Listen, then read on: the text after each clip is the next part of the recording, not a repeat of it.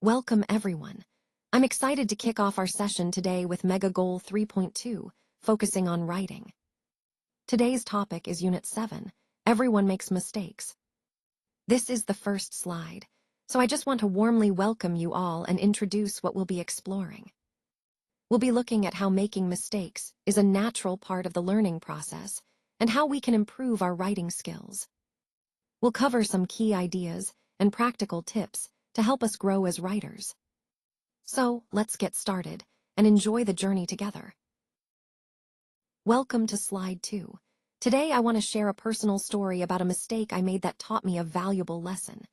As you can see in the picture, there's a car that's clearly been in an accident. It might look a bit chaotic, with the damage on the side and some debris around. What happened was, I was rushing and didn't pay enough attention while turning a corner. I misjudged the distance and didn't see a pedestrian crossing. The result was a minor collision that could have been much worse. This experience really made me realize how important it is to stay alert and cautious, especially in everyday situations. Mistakes like these remind us that accidents can happen unexpectedly, but they also offer us a chance to learn and improve. Throughout this presentation, I'll highlight how understanding our mistakes can help us grow and prevent future incidents. So, let's keep these lessons in mind as we move forward. Let's start with a quick warm-up. Think about when and where you might find yourself making a mistake. It's something everyone experiences at some point. Now, I want you to consider, have you ever made a mistake that surprisingly turned out to be a good thing? Maybe it led to a new opportunity or a better understanding. And who was involved in that moment? Was it just you, or did others play a part in how things unfolded?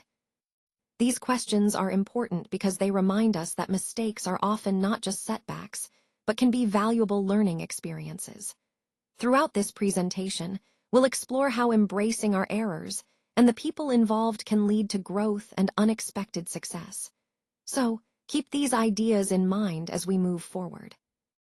Sometimes, people can easily mix up their luggage, especially in busy places like airports or train stations. They might accidentally take the wrong bag or leave it behind. It's also common for someone to sit in the wrong seat or go to the wrong gate, which can cause delays or missed flights. These kinds of mistakes happen quite often in hectic environments like airports, airport terminals, malls, or stations. You might find people rushing through these places, trying to catch their transport or find their way around. So, where do you think most of these mistakes happen? Likely in crowded, confusing areas where there's a lot going on at once.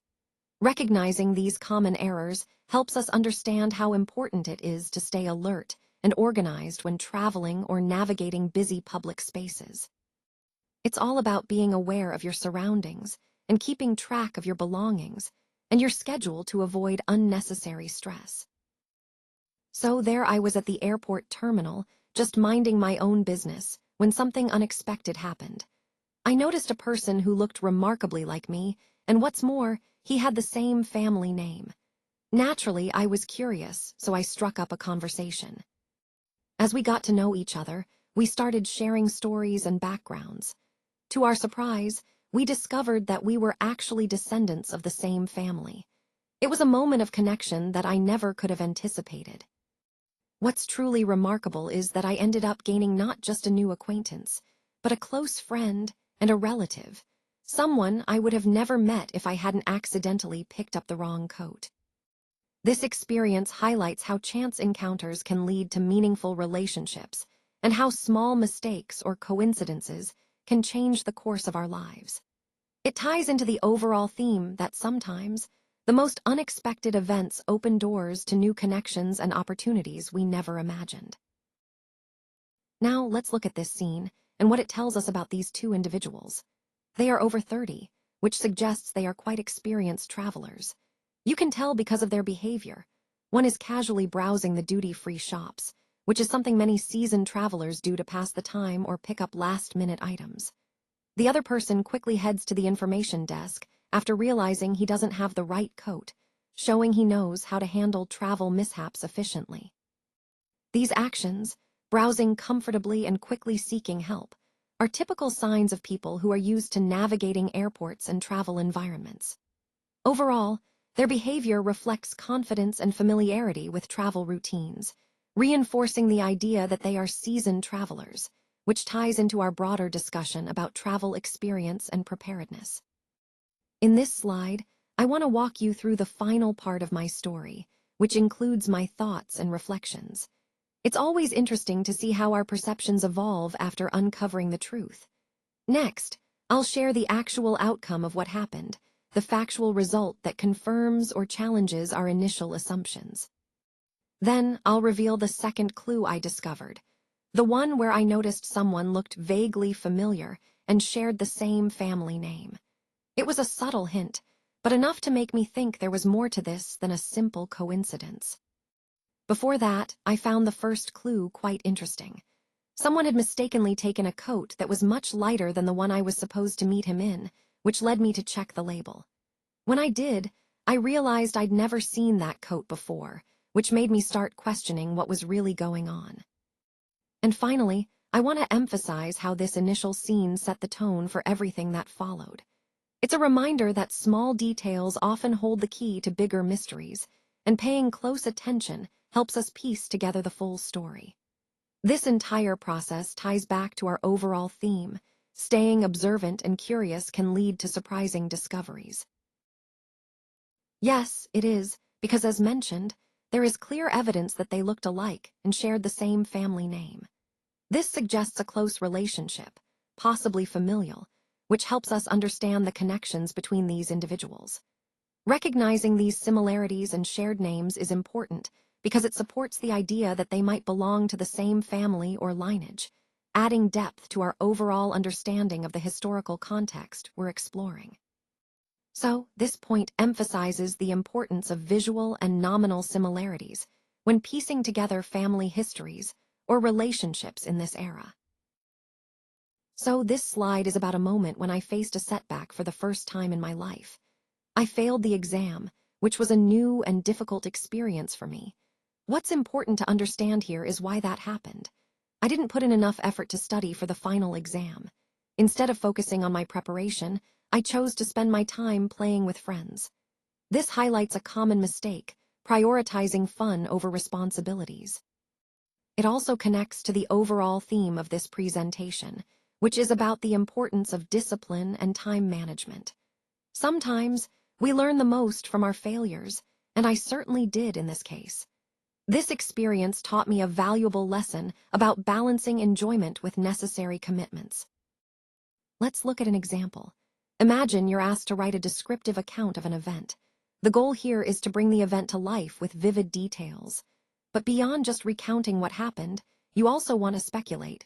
Think about how things could have gone very differently. This approach helps us understand the importance of perspective and the impact of different choices. Throughout this presentation, we've emphasized the value of detailed storytelling and thoughtful analysis.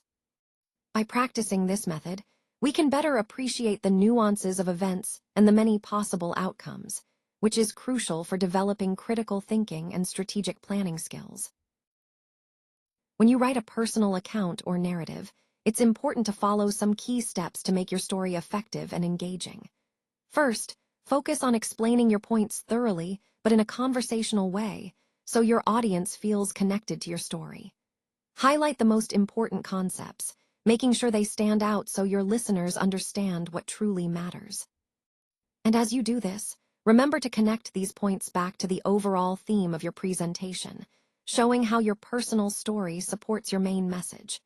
By doing so, you'll create a compelling narrative that resonates and reinforces your ideas. When we talk about personal narratives, it's important to remember that they're more than just facts. They blend factual information with feelings, thoughts, and even our attitudes or comments.